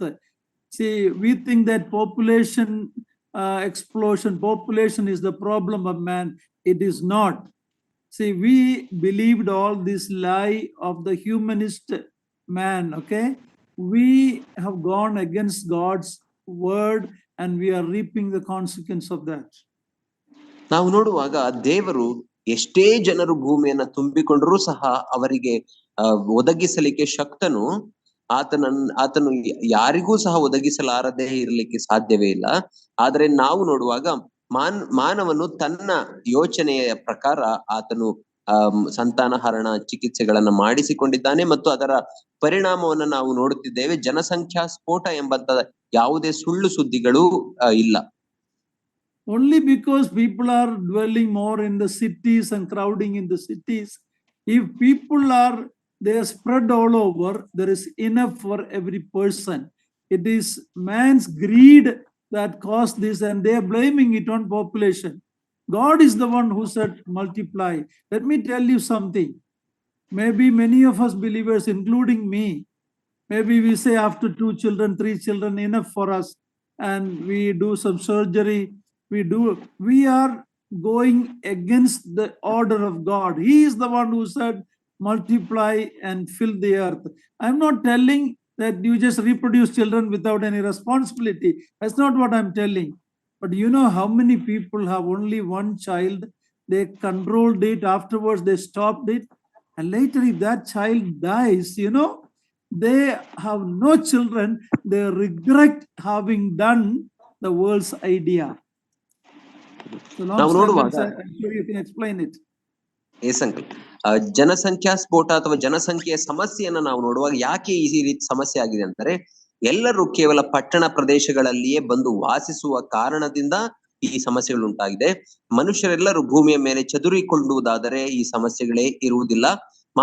ಮನುಷ್ಯನು ತನ್ನ ದುರಾಶೆಯಿಂದ ತನಗೆ ಎಲ್ಲ ಬೇಕು ಎಂಬಂತಹ ಕಾರಣದಿಂದ ಆತನು ಒಂದು ಕಡೆಯಲ್ಲಿ ಸೇರಿಕೊಳ್ಳುವ ಕಾರಣ ಜನಸಂಖ್ಯೆಯ ಸಮಸ್ಯೆಗಳು ಉಂಟಾಗುತ್ತಾ ಇವೆ.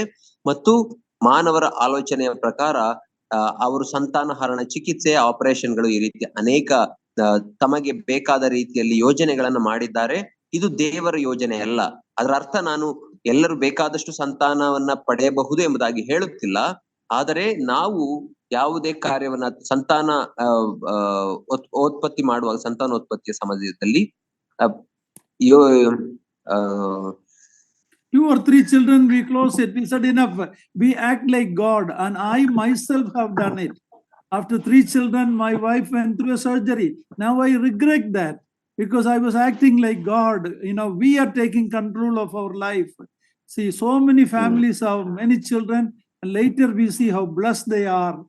And if you only have one child and some way that child died, how many people are in tears because they have done something, they have no more children. We are acting like God and reaping the consequence. I hope you understand what I'm telling. ನಾವು ನಮ್ಮ ಇಷ್ಟಕ್ಕೆ ತಕ್ಕ ಹಾಗೆ ದೇವರ ರೀತಿಯಲ್ಲಿ ನಾವು ವರ್ತಿಸುವವರಾಗಿದ್ದೇವೆ. 3 ಮಕ್ಕಳ ನಂತರ ಮಕ್ಕಳು ಸಾಕು ಎಂಬುದಾಗಿ ನಾನು ನನ್ನ ಹೆಂಡತಿಗೆ ಆಪರೇಷನ್ ಮಾಡಿದೆ. ಆದರೆ ಇನ್ನು ಕೆಲವರನ್ನ ನಾವು ನೋಡುವ ಕೇವಲ ಒಂದೇ ಮಗು ಇರುವವರು ಇದ್ದಾರೆ. ಆದರೆ ಒಂದು ವೇಳೆ ಆ ಮಗು ಸತ್ತು ಹೋಗುವುದಾದರೆ ಅವರ ಪರಿಸ್ಥಿತಿ ಏನಾಗುತ್ತದೆ ಎಂಬುದನ್ನು ನಾವು ಯೋಚಿಸಬೇಕು. ಆದರೆ ದೇವರು ನೀವು ಬಹು ಸಂತಾನ ಉಳ್ಳವರಾಗಿ ಹೆಚ್ಚಿರಿ ಎಂಬುದಾಗಿ ಮನುಷ್ಯನನ್ನ ಆಶೀರ್ವದಿಸಿದನು. ಆದ್ದರಿಂದ ಹೆಚ್ಚು ಸಂತಾನ ಇರುವುದು ಏನು ಸಮಸ್ಯೆ ಅಲ್ಲ. ಆದರೆ ಜವಾಬ್ದಾರಿಯುತವಾಗಿ ನಾವು ಮಕ್ಕಳನ್ನ ಸಾಕಲಿಕ್ಕಾಗಿ ಈ ಸಂತಾನ ಉತ್ಪತ್ತಿಯನ್ನ ಜವಾಬ್ದಾರಿಯುತವಾಗಿ ಮಾಡಬೇಕು. Yeah, very good. We have to be responsible. We should not be irresponsible with our children. But if God gives you, accept it and raise the child in the fear of God, and God will really bless. I know families with 7 children, 8 children, 9 children. My own family had 8 children, my parents, and God never left us, okay? Now today with one child or two child, people are struggling, and if that is gone, then they are in so much grief and pain, all because we have violated the word of God. ನಾವು ನೋಡುವಾಗ ಕೆಲವು ಕುಟುಂಬಗಳಲ್ಲಿ ಕೇವಲ ಒಂದೇ ಮಗು ಇರುವುದನ್ನು ನಾವು ನೋಡುತ್ತೇವೆ. ಆದರೆ ನಾನು ಇನ್ನೂ ಕೆಲವು ಕುಟುಂಬಗಳನ್ನ ನಾನು ನೋಡಿದ್ದೇನೆ, 7 ಮಕ್ಕಳು 8 ಮಕ್ಕಳು ಈ ರೀತಿ ಅನೇಕ ಮಕ್ಕಳಿರುವುದನ್ನ, ಆಶೀರ್ವಾದದಿಂದ ಕೂಡಿರುವುದನ್ನ ನಾನು ನೋಡಿದ್ದೇನೆ. ನನ್ನ ಕುಟುಂಬದಲ್ಲಿಯೇ ನಾವು 8 ಜನ ಮಕ್ಕಳಿದ್ದೇವೆ ನಮ್ಮ ತಂದೆ ತಾಯಿಗೆ. ಹೀಗೆ ಆದರೂ ನಮ್ಮೆಲ್ಲರನ್ನ ದೇವರು ಸಾಕಿ ಸಲಹಿದ್ದಾನೆ. ಆದ್ದರಿಂದ ಹೆಚ್ಚು ಸಂತಾನ ಅದು ದೇವರಿಂದ ಬಂದ ಆಶೀರ್ವಾದವಾಗಿದೆ. We adopt the world's views and we reap the consequence of that. ಆದರೆ ನಾವು ಈ ಲೋಕದ ಮನಸ್ಥಿತಿಯನ್ನ ಹೊಂದಿದವರಾಗಿ ಅದನ್ನ ಮೊಟಕುಗೊಳಿಸುವುದರ ಮೂಲಕ ಅದರ ಪರಿಣಾಮವನ್ನ ಎದುರಿಸಬೇಕಾಗುತ್ತದೆ. And now in verse 27 and 28 we read about male and female and reproduction. 27 ಮತ್ತು 28ನೇ ವಚನದಲ್ಲಿ ನಾವು ಗಂಡು ಹೆಣ್ಣು ಮತ್ತು ಸಂತಾನೋತ್ಪತ್ತಿಯ ಕುರಿತಾಗಿ ನೋಡುತ್ತೇವೆ.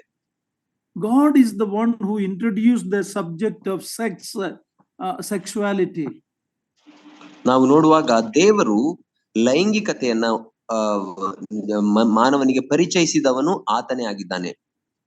Today's generation think that we have introduced the sex into the world, but it is God who introduced sex.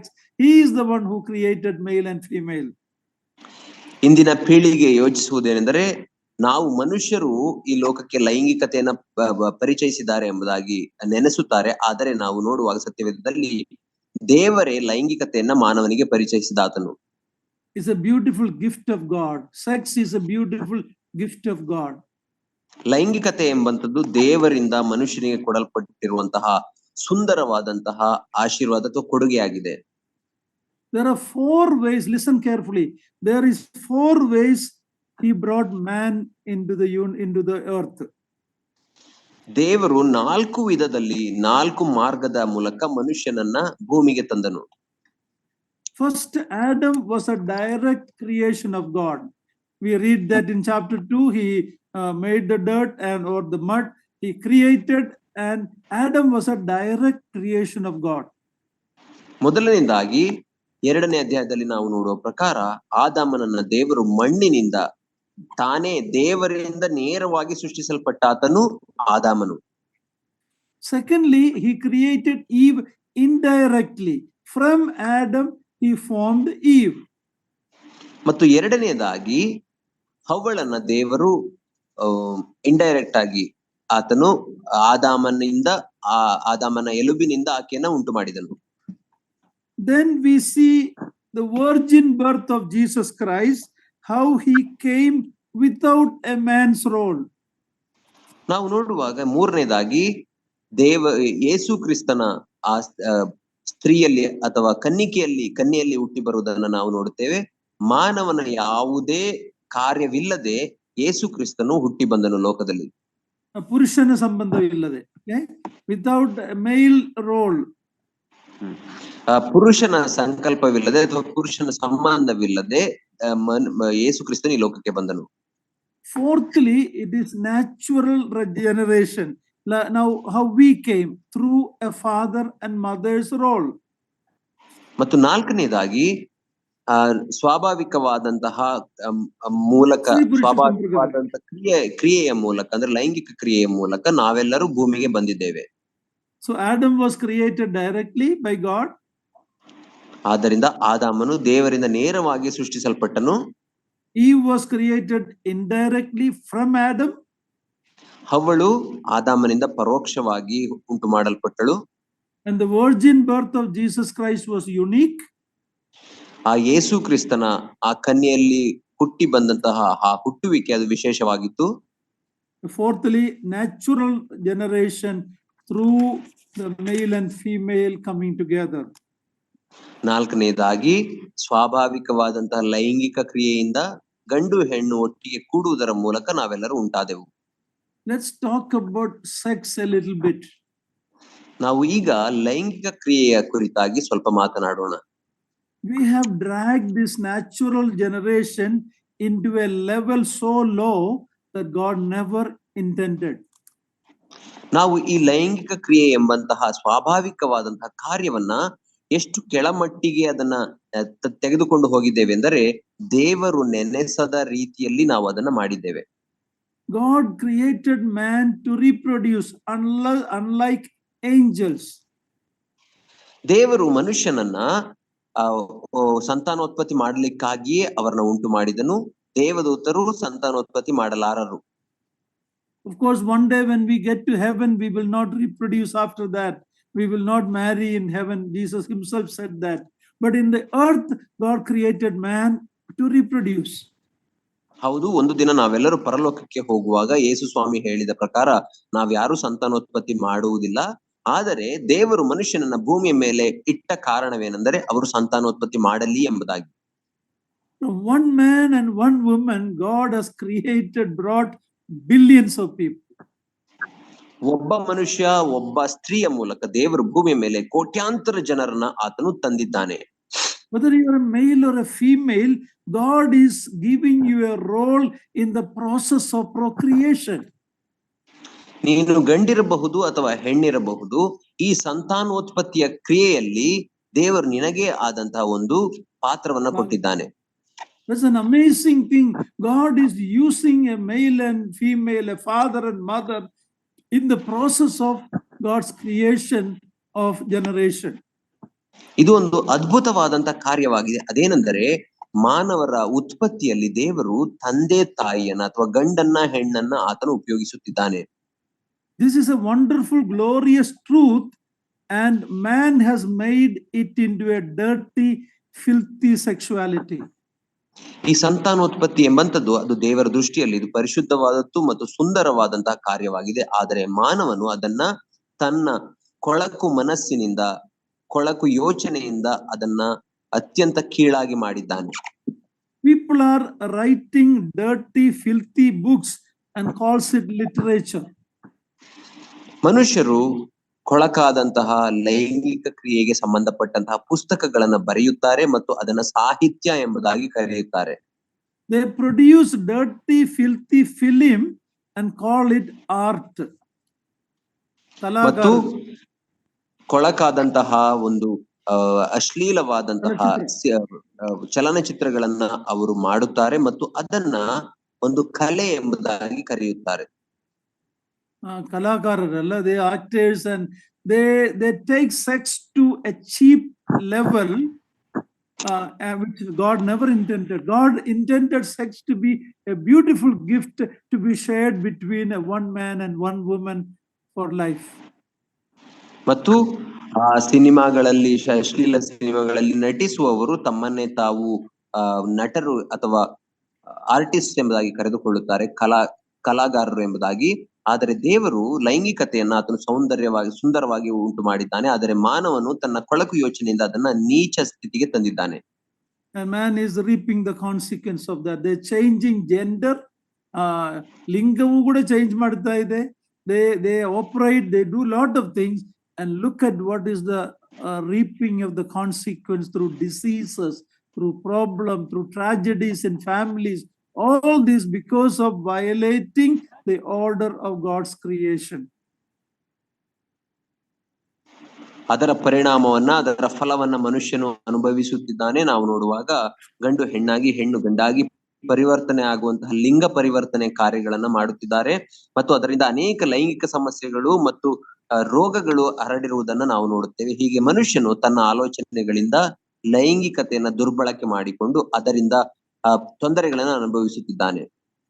So sex and sexuality, male and female, is a gift of God for mankind, for procreation, for mutual enjoyment between a husband and wife. These are all beautiful gift of God.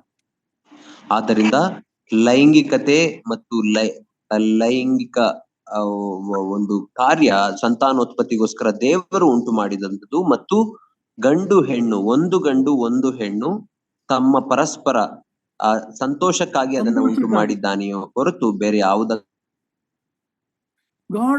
God is a person. God created us as a person. ದೇವರು ನಮ್ಮನ್ನ ವ್ಯಕ್ತಿಗಳನ್ನಾಗಿ ಸೃಷ್ಟಿ ಮಾಡಿದ್ದಾನೆ. God is not just a superpower above. ಮೇಲೆ ಇರುವ ಒಂದು ಶಕ್ತಿ, ಪರಾಶಕ್ತಿ. No, god is a person with all power. ದೇವರು ಯಾರೋ ಮೇಲಿರುವಂತಹ ದೊಡ್ಡ ಶಕ್ತಿ ಅಥವಾ ಪರಾಶಕ್ತಿ ಎಂಬುದಾಗಿ ಅಲ್ಲ, ಆತನು ಸಹ ವ್ಯಕ್ತಿ ಆಗಿದ್ದಾನೆ. God gave man an immortal soul. ಮತ್ತು ದೇವರು ಮನುಷ್ಯನಿಗೆ ಒಂದು ಅಮರತ್ವ ಉಳ್ಳಂತಹ ಆತ್ಮವನ್ನ ಕೊಟ್ಟಿದ್ದಾನೆ. A true personality. ಅದೇ ಮಾನವನ ನಿಜವಾದಂತ ವ್ಯಕ್ತಿತ್ವ. Self-consciousness and God consciousness. ಮತ್ತು ತನಗೆ ಆದಂತಹ ಸ್ವಂತ ಬುದ್ಧಿಶಕ್ತಿ ಅಥವಾ ಮತ್ತು ದೇವರ ಬುದ್ಧಿಶಕ್ತಿಯನ್ನ ಕೊಟ್ಟಿದ್ದಾನೆ. Power to choose. ಮತ್ತು ಆರಿಸಿಕೊಳ್ಳುವಂತ, ಆಯ್ಕೆ ಮಾಡುವಂತ ಶಕ್ತಿಯನ್ನ ಕೊಟ್ಟಿದ್ದಾನೆ. Moral responsibility. ಮತ್ತು ನೈತಿಕ ಹೊಣೆಯನ್ನ, ನೈತಿಕ ಜವಾಬ್ದಾರಿಯನ್ನ ಕೊಟ್ಟಿದ್ದಾನೆ.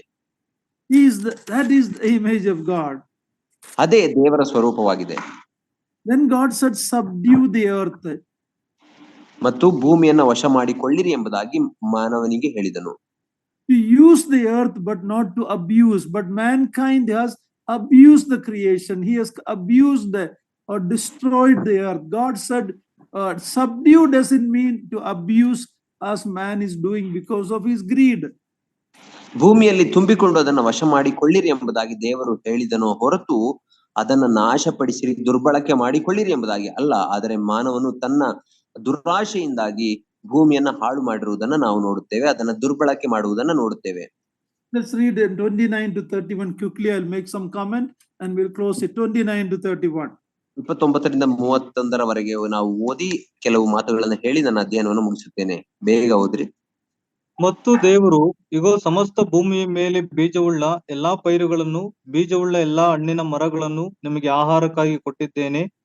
ಇದಲ್ಲದೆ ಭೂಮಿ ಮೇಲೆ ತಿರುಗಾಡುವ ಮೃಗಗಳು, ಆಕಾಶದಲ್ಲಿ ಹಾರಾಡುವ ಪಕ್ಷಿಗಳು, ನೆಲದಲ್ಲಿ ಹರಿದಾಡುವ ಕ್ರಿಮಿಕೀಟಗಳು ಎಂಬ ಜೀವಿಗಳಿಗೆ ಎಲ್ಲಾ ಹುಲ್ಲು ಸೊಪ್ಪುಗಳನ್ನು ಆಹಾರಕ್ಕಾಗಿ ಕೊಟ್ಟಿದ್ದೇನೆ ಎಂದು ಹೇಳಿದನು.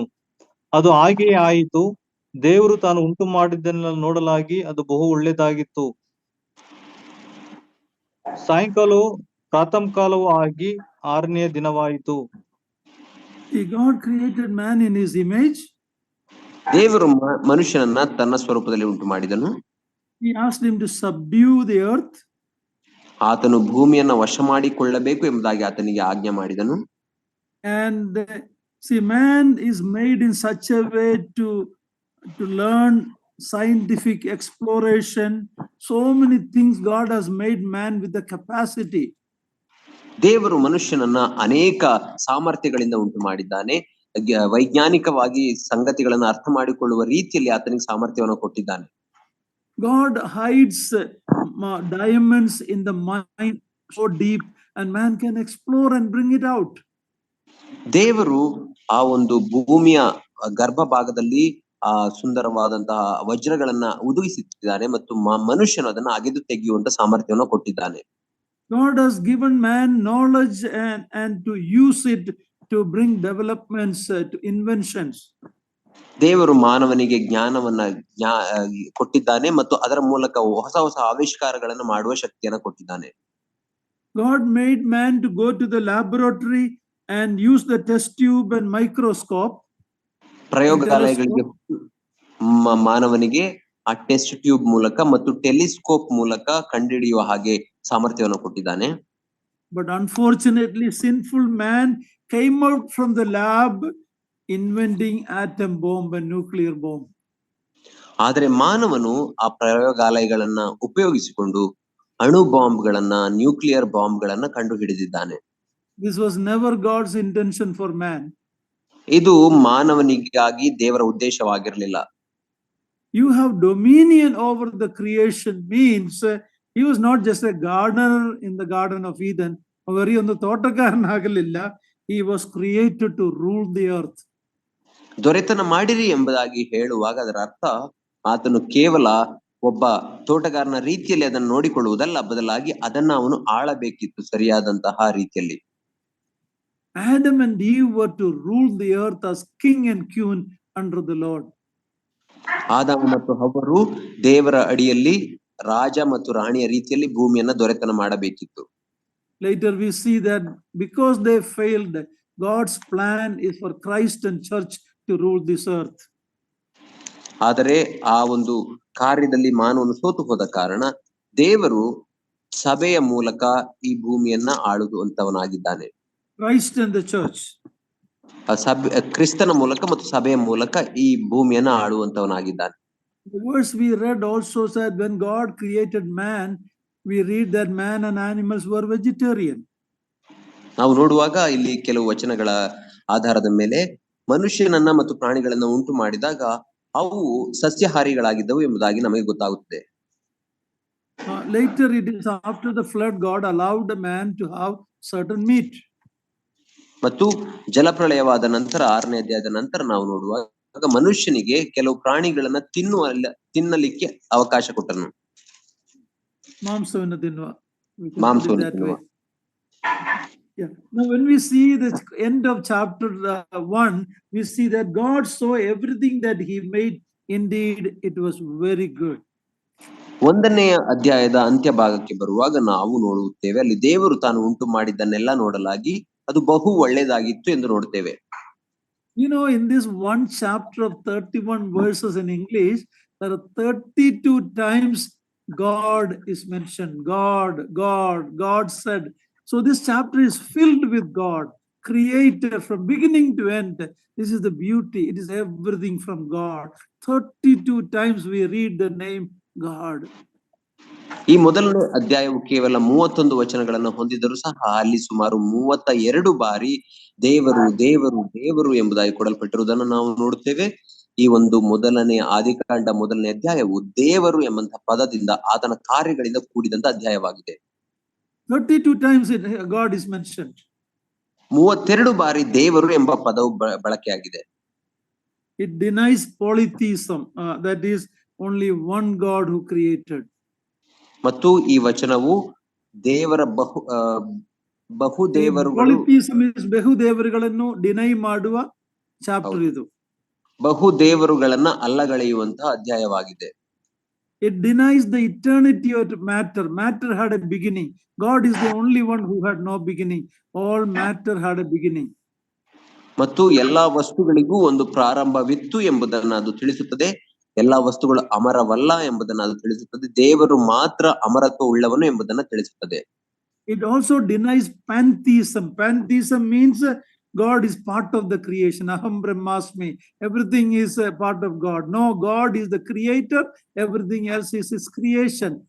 It denies pantheism. ಎಲ್ಲವೂ ದೇವರ ಭಾಗ. ಮತ್ತು ಈ ಲೋಕದಲ್ಲಿ ನಾವು ನೋಡುವ ಹಾಗೆ ಎಲ್ಲವೂ ದೇವರುಗಳೇ, ಎಲ್ಲವೂ ದೇವರು ಎಂಬುದಾಗಿ ಕರೆಯುವುದನ್ನ ಈ ಅಧ್ಯಾಯವು ತಿರಸ್ಕರಿಸುವಂತದ್ದಾಗಿದೆ. ಯಾಕಂದರೆ ದೇವರು ಆತನು ಒಬ್ಬನೇ ಸೃಷ್ಟಿಕರ್ತನು ಮತ್ತು ಬೇರೆ ಎಲ್ಲವೂ ಆತನಿಂದ ಸೃಷ್ಟಿಸಲ್ಪಟ್ಟಂತಹ ಸೃಷ್ಟಿಯಾಗಿದೆ. I'm going to stop it. It also denies fatalism. Fatalism ಏನ್ ಹೇಳುತ್ತಾನೆ? By luck or by chance we came. ಎಂಗೆಯೋ ಬಂದಿದೆ, ತಲಬರೆ ಏನ್ ಹೇಳ್ತಾನೆ? It is the fate. No. We are created for a purpose by this almighty loving God. ನಾವು ನೋಡುವಾಗ ಹಣೆಯ ಬರಹ ಎಂಬುದಾಗಿ ನಾವು ಹೇಳುತ್ತೇವಲ್ಲ, ಅಥವಾ ಯಾವುದೋ ಒಂದು ಕಾರ್ಯ ಅದು ತನ್ನಾಗಿ ತಾನು ಆಗುತ್ತದೆ ಎಂಬಂತ ಕಾರ್ಯವಲ್ಲ, ಬದಲಾಗಿ ಎಲ್ಲವೂ ದೇವರ ನಿಯಂತ್ರಣದಲ್ಲಿದೆ ಎಂಬುದನ್ನ ಈ ಅಧ್ಯಾಯವು ನಮಗೆ ತಿಳಿಸುತ್ತದೆ. So as we close chapter 1, we see the 6-day creation. ಈ 1ನೇ ಅಧ್ಯಾಯವನ್ನ ನಾವು ಅಂತ್ಯಗೊಳಿಸುವಾಗ 6 ದಿನಗಳ ಸೃಷ್ಟಿ ಕ್ರಿಯೆಯನ್ನ ನಾವು ಇಲ್ಲಿ ನೋಡುತ್ತೇವೆ. See, Adam was created on the 6th day. ದೇವರು ಆದಾಮನನ್ನ 6ನೇ ದಿನದಲ್ಲಿ ಉಂಟು ಮಾಡಿದನು. He lived through the 7th day and we read he died at 930 years old.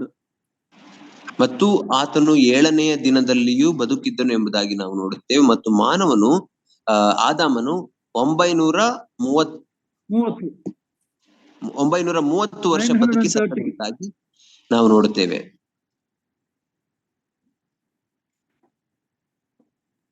The day and then 930 years he died. So it was not some millions of years evolution. He was created on the 6th day. He lived through the 7th day and he lived for 930 years. So it is literal day, evening and morning, that this creation account speaks to us. ಆದ್ದರಿಂದ ಆದಾಮನು 6ನೇ ದಿನದಲ್ಲಿ ಉಂಟು ಮಾಡಲ್ಪಟ್ಟನು ಮತ್ತು ಮಾನವನು 7ನೆಯ ದಿನದಲ್ಲಿ ಜೀವಿಸಿದನು ಮತ್ತು 930 ವರ್ಷಗಳು ಆತನು ಬದುಕಿ ಸತ್ತನು ಎಂಬುದಾಗಿ ನಾವು ನೋಡುತ್ತೇವೆ. ಆದರೆ ಈ ವಿಕಸನವಾದವು ಹೇಳುವ ರೀತಿಯಲ್ಲಿ ಕೋಟ್ಯಾಂತರ ವರ್ಷಗಳ ವಿಕಸನದ ಮೂಲಕ ಮಾನವನು ಉಂಟಾದನು ಎಂಬುದನ್ನ ಇದು ಅಲ್ಲಗಳೆಯುತ್ತದೆ.